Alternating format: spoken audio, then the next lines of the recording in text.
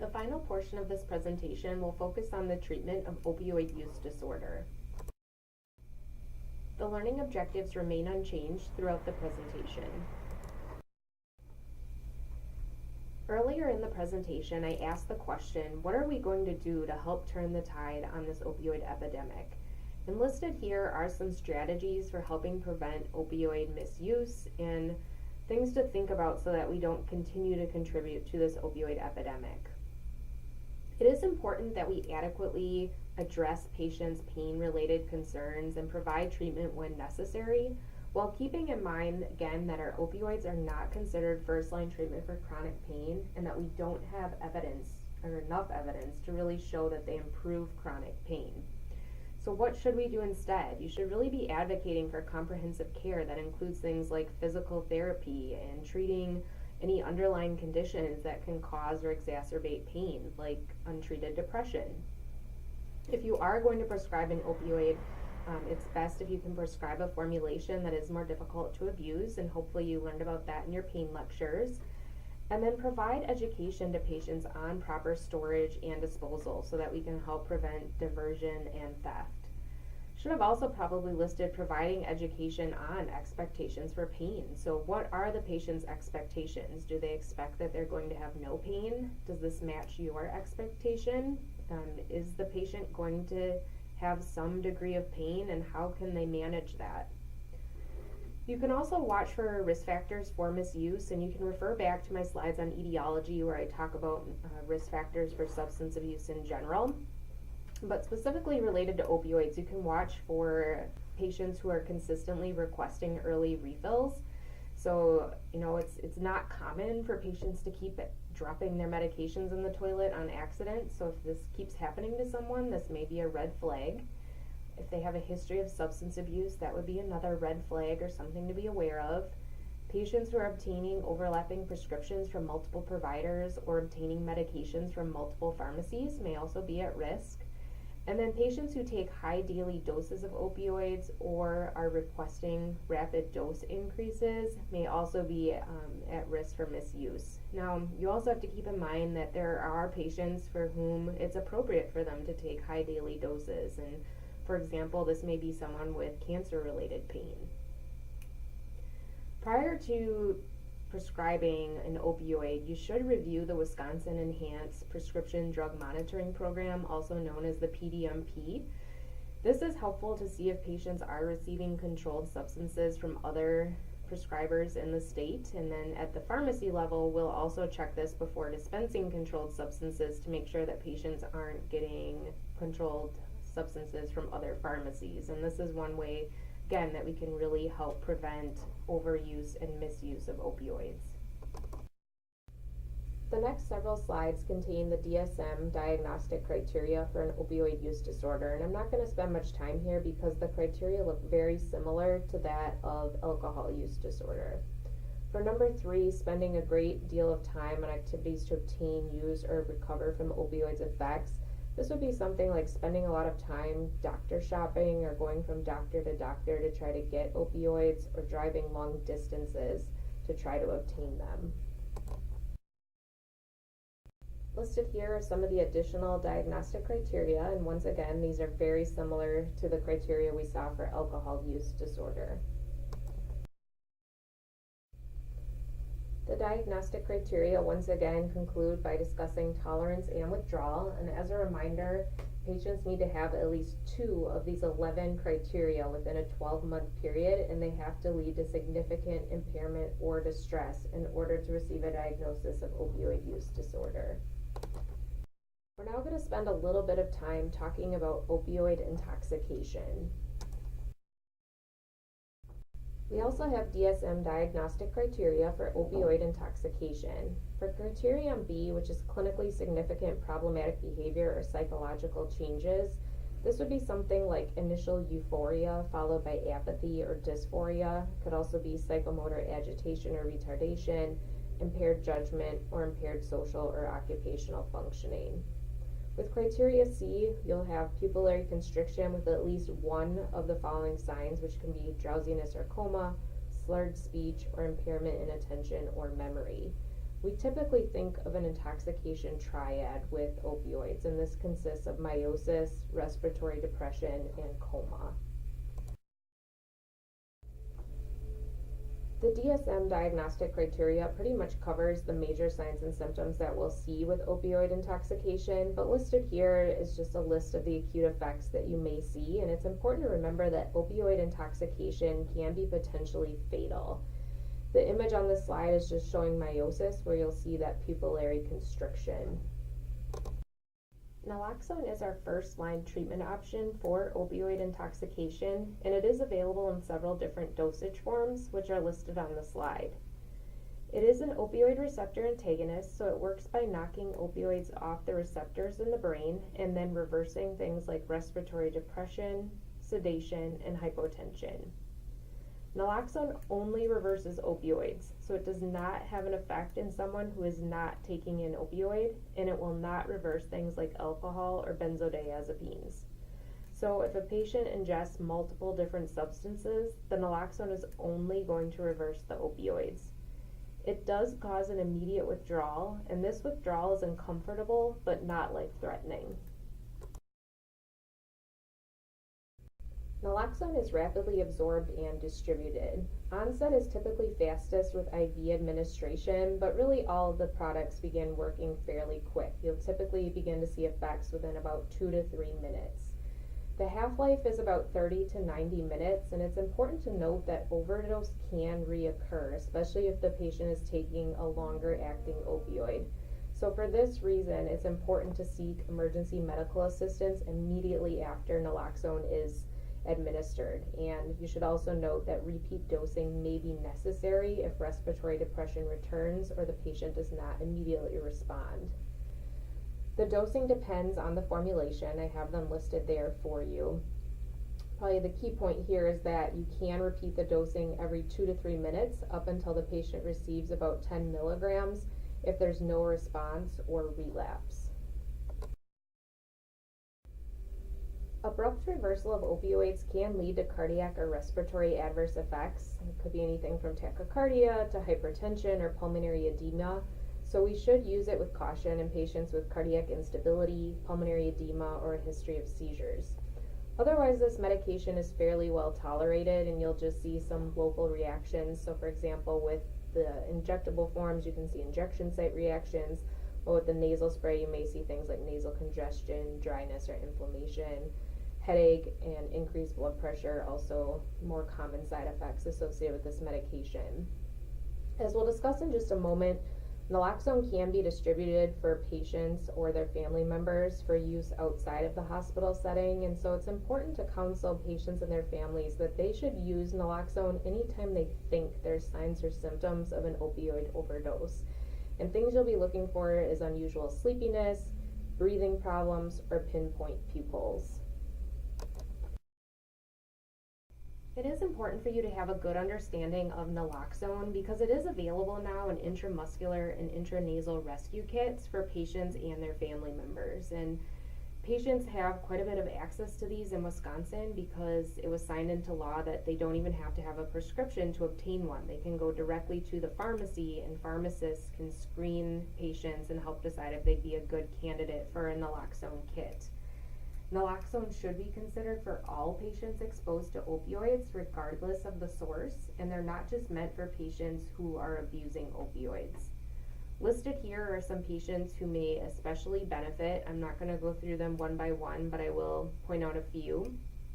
If you have a patient who is taking opioids and has comorbid renal dysfunction, hepatic disease, or respiratory conditions like COPD, asthma, or sleep apnea, they may be an especially good candidate for a naloxone kit. It should also be considered if patients are using benzodiazepines or alcohol concomitantly. And then again, patients who are receiving higher doses of opioids, especially those exceeding 100 milligrams of morphine equivalents. So this again may be a patient who is receiving opioids for chronic cancer pain.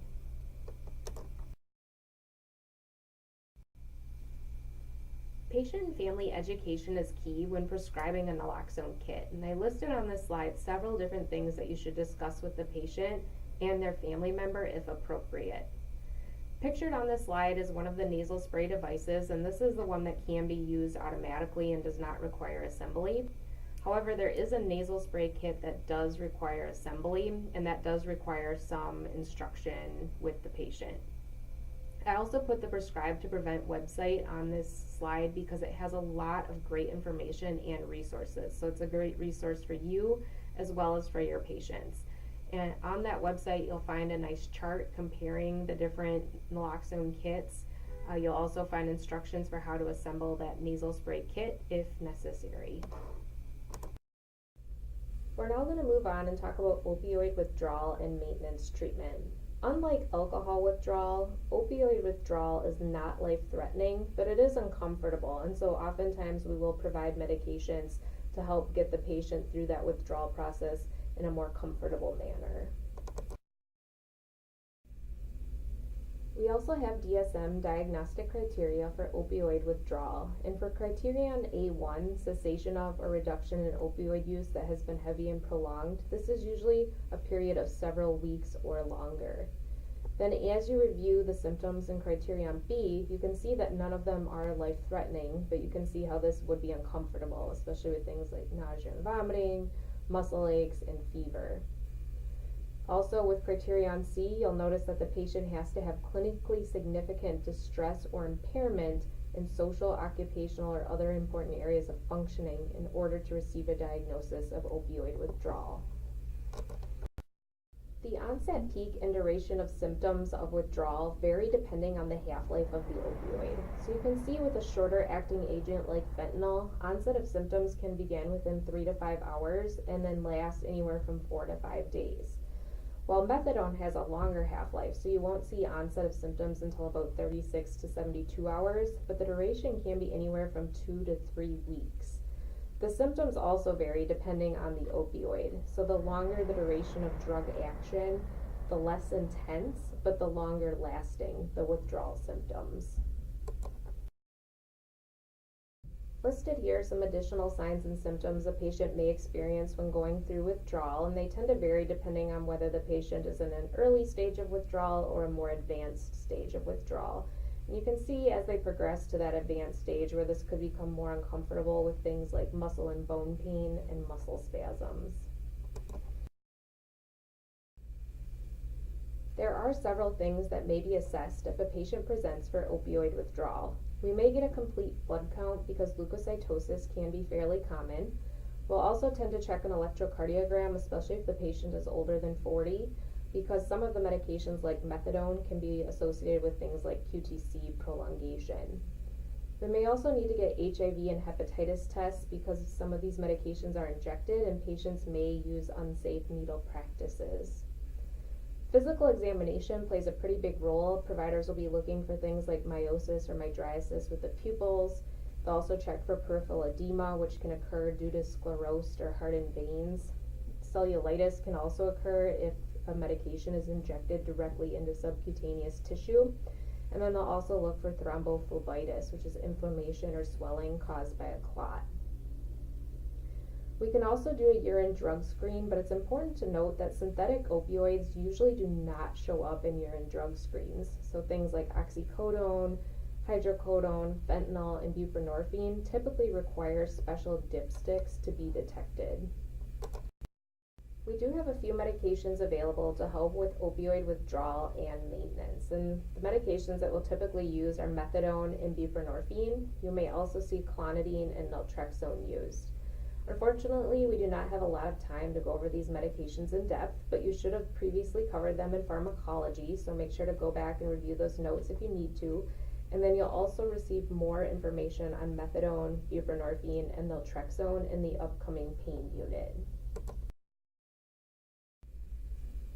Methadone is a mu receptor agonist and an MDA receptor antagonist, and so it utilizes cross-tolerance with other opioids or heroin to help prevent withdrawal and gradually detoxify the patient. It essentially attenuates the euphoric effects of other opioids. You'll learn more about the kinetics of this medication in the pain unit, but for now what I want you to recognize is that it has an extremely variable half-life, which is a unique property of this medication. It can be anywhere from 7 to 60 hours, And then it is metabolized by CYP enzymes, so we have to use caution with drug-drug interactions. If the patient knows the amount of opioids they've ingested, we can convert them to methadone using opioid conversions, and you'll learn more about opioid conversions in the pain unit. However, most of the time, patients really don't know how much they've ingested, so we typically start with an oral dose of 5 to 20 milligrams. If they continue to experience symptoms 2 to 4 hours later, we can give them an additional 5 to 10 milligrams. It's important to note that the initial dose should not exceed 30 milligrams, and we should not exceed 40 milligrams in the first 24 hours. The instructions will vary depending on the institution, but in general, we want to give a high enough dose to help suppress withdrawal symptoms, but low enough so that if the patient's habits were lower than presumed, the dosage would not be health or life-threatening. We'll typically maintain a stable dose for 2 to 3 days before tapering, and the taper can be done faster if they're inpatient because we can help control those withdrawal symptoms. While if they're outpatient, we'll typically taper slower, only about 5% per day. And again, the tapering is for the patient's comfort, not safety. Detoxification with methadone can occur either short or long term.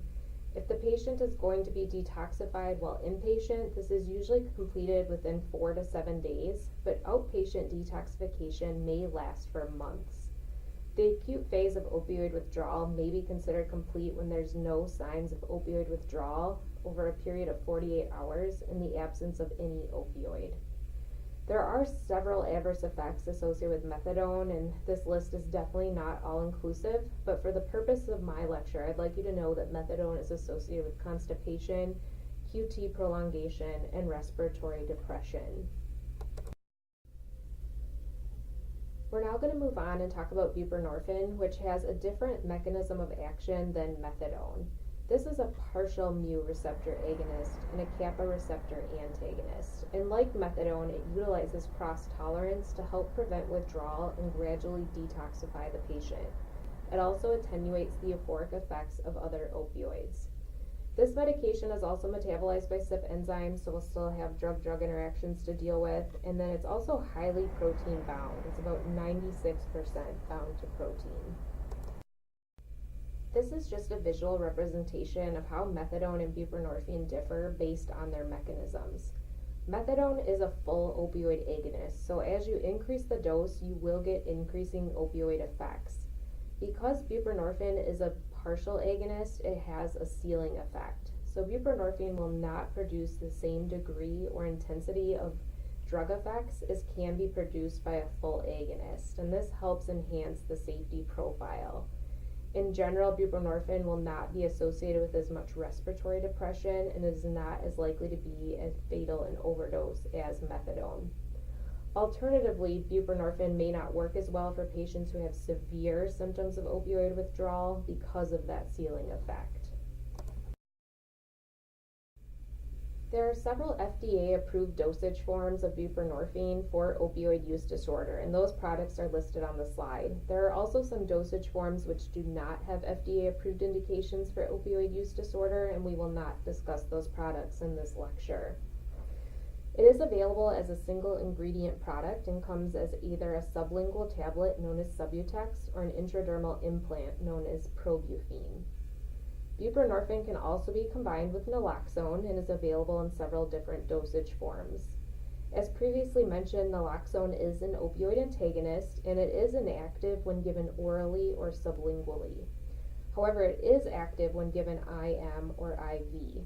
So when it's taken in the sublingual form, it does not precipitate severe prolonged withdrawal. However, if it is misused by injection, naloxone may block the effects of buprenorphine or precipitate opioid withdrawal. Naltrexone, the other opioid antagonist, is well absorbed orally, so that's why it's not used in combination with the buprenorphine. The Suboxone tablet can still be abused by crushing and snorting it, so the films are a little bit more difficult to abuse, and for that reason they may be selected over the sublingual tablet formulation. There are differences in dose equivalencies among the products due to differences in bioavailability, so they can't necessarily be switched one to one.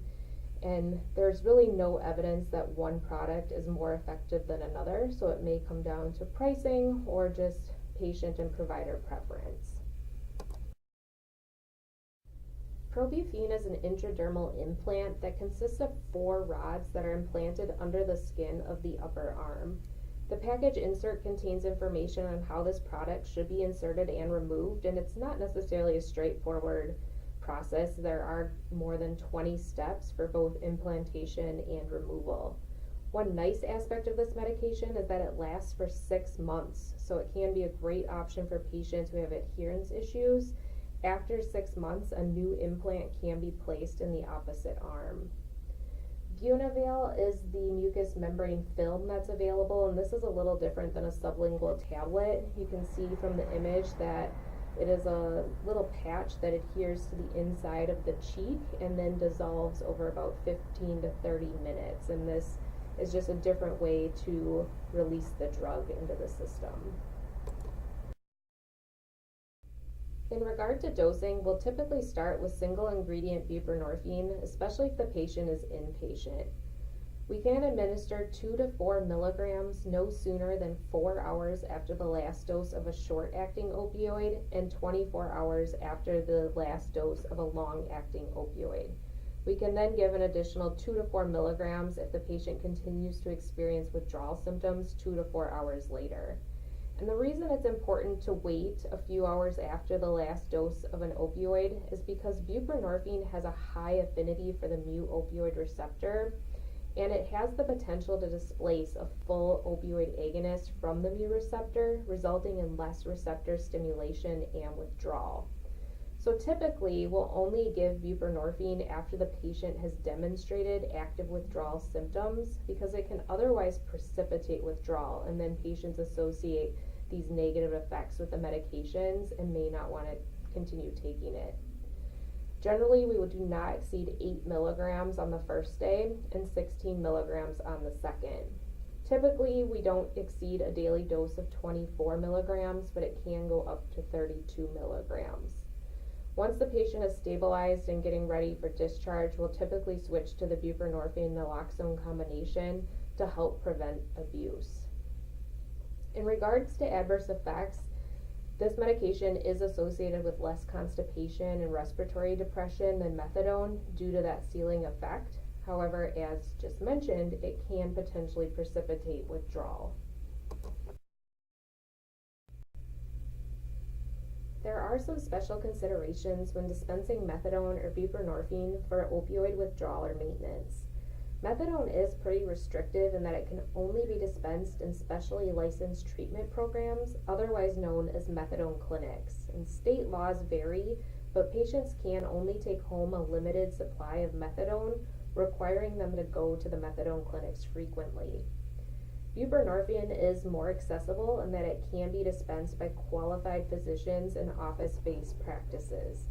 In order to dispense buprenorphine, physicians must be board certified in addiction medicine or hold other special credentials, and they're also required to complete specialized training. In general, prescribers must be separately registered with the DEA if they are going to administer or dispense narcotic drugs for detoxification or maintenance treatment. There are situations, specifically emergency situations, in which any prescriber can provide methadone or buprenorphine, but that's kind of outside of the scope of this lecture, and it's something that you should learn more about in your law class. In regard to maintenance treatment, this typically begins when the patient is no longer going through withdrawal, and it's often used for at least a year, but it may be lifelong. This can be pretty controversial because there are some people who feel that patients should not be on methadone or buprenorphine long term, but there are studies that have shown maintenance treatment decreases illicit drug use, morbidity, and mortality, and also improves social, vocational, and legal functioning. And I have had some patients who have been on one of these medications for years and do quite well with it, and perhaps the consequences of coming off of the medication would outweigh the risks associated with it. In general, for methadone, we typically use a maintenance dose of around 80 to 120 milligrams per day, and buprenorphine 12 to 24 milligrams per day, but as mentioned, those doses can go higher. With methadone, we'll typically dispense the liquid form to help prevent abuse, and buprenorphine is almost always dispensed along with the naloxone to help prevent abuse. Clonidine is another medication that can be used for opioid withdrawal or maintenance. Clinically speaking, I've seen it used more for withdrawal as an adjunctive agent, but it can be used as monotherapy as well. It works as a central alpha-2 agonist and helps reduce the sympathetic overdrive associated with withdrawal by decreasing release of norepinephrine. The locus coeruleus is hyperactive during withdrawal, and this medication also works to suppress the locus coeruleus and reduce autonomic activity. Clonidine is not very effective for relieving things like muscle aches, nervousness, irritability, insomnia, lethargy, or cravings, so it doesn't have as broad of symptom coverage as methadone or buprenorphine. Patients tend not to tolerate it as well or like it as much, so for this reason, that's why I often see it used as an adjunctive agent. Clonidine is available either as a transdermal patch or an oral dosage form, and the transdermal patch is nice in that it supplies an even blood level, helping prevent withdrawal symptoms during the night. Clonidine can also be used in combination with naltrexone for more rapid withdrawal, and this technique appears to be pretty safe and effective. Some of the advantages are that it reduces the time necessary to complete detoxification, there's high completion rates, and less cost. However, some of the disadvantages are that there's poor patient acceptance, it requires intensive monitoring by experienced staff, and then there's a need for sufficient space and outpatient programs to accommodate patients who are potentially very sick. The dosing of clonidine can be complex, and it depends on whether you are going from a short or long-acting opioid to the clonidine. With our short-acting opioids, we will increase our dose of clonidine as rapidly as side effects permit because withdrawal symptoms appear earlier. That also highlights an important issue with clonidine in that patients tend to complain of more side effects like dizziness and hypotension. Patients tend to have difficulty tolerating the clonidine side effects compared to methadone or buprenorphine. Another interesting role for clonidine is helping patients transition off methadone. If a patient has been on methadone maintenance for a while and they are having difficulty tapering off, we can try using clonidine to help with this transition. And it can be very difficult for patients to completely taper methadone, so clonidine kind of facilitates this process or can help speed it up.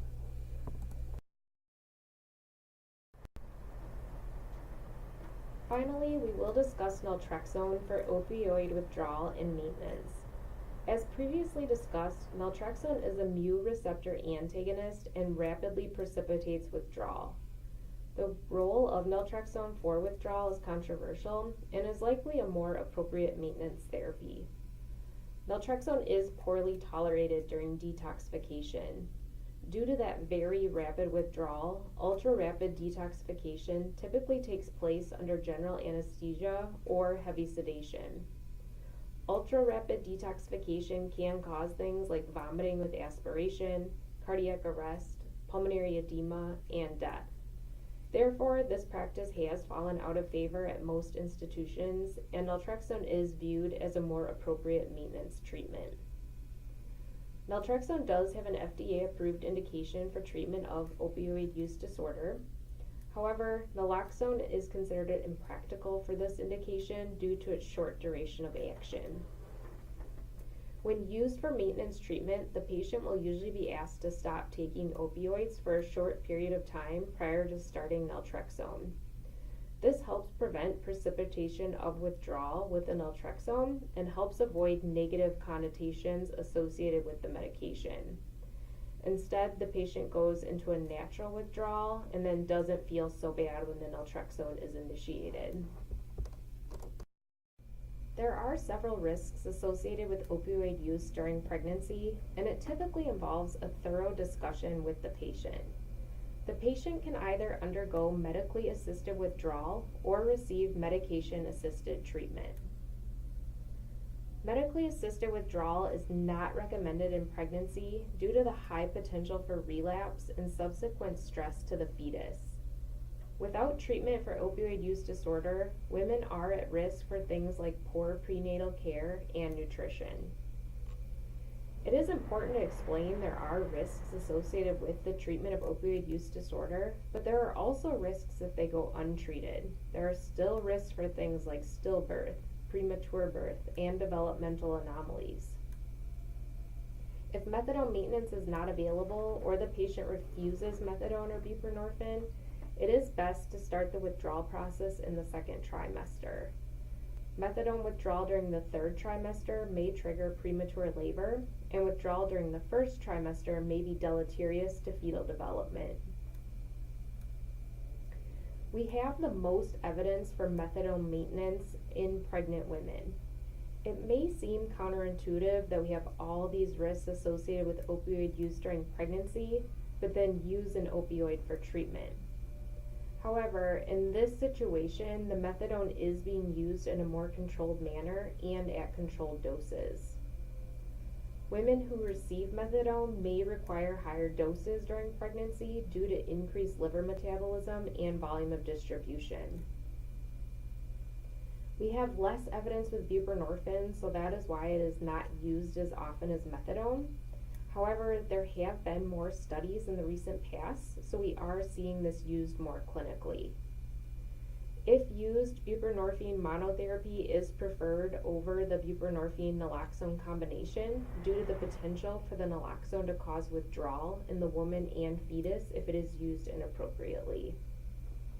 There is a risk for something called neonatal abstinence syndrome with both methadone and buprenorphine. We will discuss this more on the next slide, but compared to methadone-exposed neonates, buprenorphine-exposed neonates usually experience a milder course of symptoms and reduced need for pharmacologic treatment of neonatal abstinence syndrome. We typically avoid the use of opioid antagonists because the rapid detoxification increases the risk for miscarriage and premature birth. As mentioned, we typically need an opioid-free period prior to initiating naltrexone for maintenance treatment, and this increases the risk for relapse. Finally, we just don't have as much evidence for use of clonidine in this setting, so that is why we will typically use methadone or buprenorphine before clonidine. Neonatal abstinence syndrome is a highly variable withdrawal syndrome that occurs in the first days of life after a baby is born. It is caused by abrupt discontinuation of fetal exposure to opioids consumed by the mother during pregnancy and then transferred to the fetus through the placenta. So in other words, the baby will likely be physically addicted to opioids and may need to be withdrawn. It is associated with a variety of different gastrointestinal and autonomic and central nervous system symptoms, which are listed on the slide. Treatment of these symptoms may require prolonged hospitalization of the infant, and they will typically go to the NICU after they are born to receive treatment. Non-pharmacologic treatment includes things like keeping the baby in a quiet, soothing, and reassuring atmosphere that is free from things like bright lights and loud noises. Breastfeeding is associated with milder withdrawal symptoms and a reduced need for pharmacologic intervention. So breastfeeding should be promoted when not contraindicated. Methadone and buprenorphine are only excreted in slight amounts in human milk, so it is considered safe for an opioid-addicted mother to breastfeed. If pharmacologic treatment of neonatal abstinence syndrome is required, morphine is usually considered the first-line treatment. However, methadone is also used in some settings.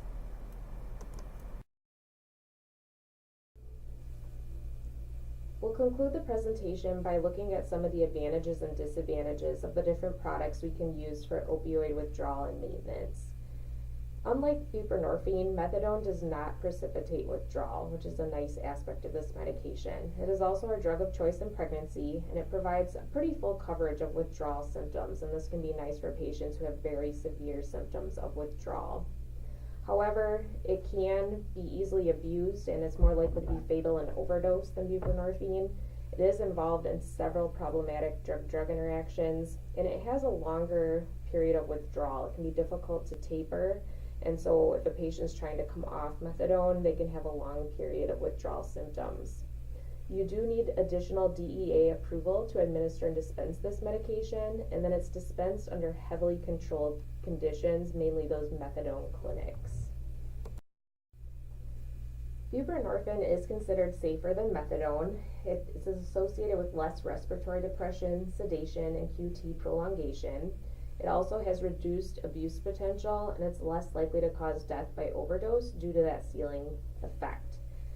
As opposed to methadone, it can be dispensed from private offices, so it's a little more accessible, and it's also easier to taper and discontinue than methadone. We don't have quite as long of a period of withdrawal symptoms.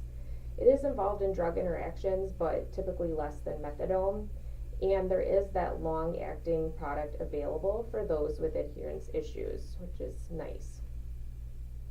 Some of the disadvantages is that it can precipitate withdrawal, and it may not be as effective for severe opioid withdrawal symptoms due to that ceiling effect. Like methadone, you still need additional DEA approval to administer and dispense it, and some of the products are brand name only, especially that intradermal implant can be quite expensive for patients. Clonidine is nice in that it has a very low abuse potential and there's no restrictions on prescribing. It's a pretty safe and effective medication. It can help patients avoid those long withdrawal symptoms. However, it does have less coverage of withdrawal symptoms, and so this typically leads to poor patient acceptance and tolerability. Patients will also complain of more side effects with clonidine, like that dizziness and hypotension, and it's always important to remember that clonidine cannot be abruptly discontinued. Naltrexone can potentially be used for rapid detoxification, and the reason this may be an advantage is that it could minimize the risk of relapse and allow patients to get on maintenance treatment quicker, therefore perhaps speeding the process up and hopefully being more effective. However, as mentioned, this has fallen out of favor because there's really limited data to support this. It is very expensive and there's risk for serious morbidity or mortality. For that reason, we'll typically use it more for maintenance, but there's still not as much data as we have with things like methadone or buprenorphine. In summary, opioid intoxication can be life-threatening and is typically treated with naloxone. Alternatively, opioid withdrawal is not life-threatening, but we often will use medications to make the patient more comfortable. Methadone, buprenorphine, clonidine, and naltrexone can be used for detoxification and maintenance treatment, but they differ in their mechanisms and side effects. We can use naltrexone for rapid induction of withdrawal, and we typically do this under general anesthesia. However, this does lead to significant adverse effects, and there's little evidence supporting its use, so we don't really see this done too much anymore. Special training and DEA approval is required to administer and dispense buprenorphine and methadone for narcotic detoxification or maintenance. So this is a little different than if these medications are used for pain. When they are used for detoxification or maintenance, that's when we need that special DEA approval and training, unless it is emergency treatment. And finally, methadone can only be dispensed by methadone clinics unless it is emergency treatment in special situations.